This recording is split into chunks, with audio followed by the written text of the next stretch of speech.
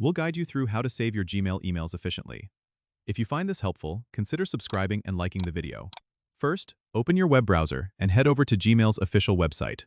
Sign into your account if you aren't already logged in. Once you're in your inbox, find the email you want to save. Click on it to open the email fully. Next, look for the 3 vertical dots in the top right corner of the email. This is your More Options menu, so go ahead and click on it. From the drop-down menu, you'll want to select the option that says Print. It might seem a bit odd to print an email to save it, but this is actually a nifty trick.